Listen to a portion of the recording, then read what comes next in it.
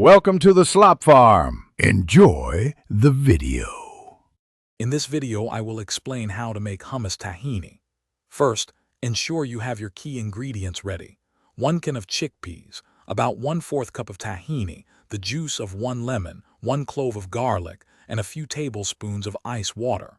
Having everything prepped makes the process much smoother. You'll also need a good food processor to achieve that perfectly creamy consistency we all love. Let's get started with the preparation steps. Now let's get to blending.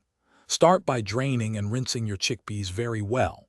In your food processor, combine the tahini, fresh lemon juice, and minced garlic. Process these together for about 30 seconds until they form a thick paste. Then, add the chickpeas. While blending, slowly drizzle in 2 to 3 tablespoons of ice water. This helps create that incredibly smooth and airy texture that defines great hummus. Once your hummus is smooth, it's time to perfect the flavor. Add about 1/2 teaspoon of salt and a small pinch of cumin. Taste and adjust as needed. You might want a bit more lemon or salt. If the hummus is too thick, add another tablespoon of ice water and blend again until it reaches your desired consistency. Serve your delicious hummus drizzled with good olive oil, a sprinkle of paprika, and some fresh chopped parsley.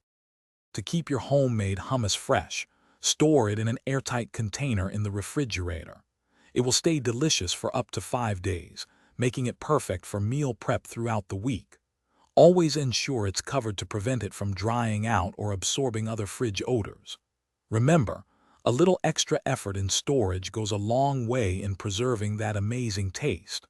Also, be sure to check the description for a link to some fantastic socks and other great deals. Thanks for watching. Consider subscribing if we helped you today.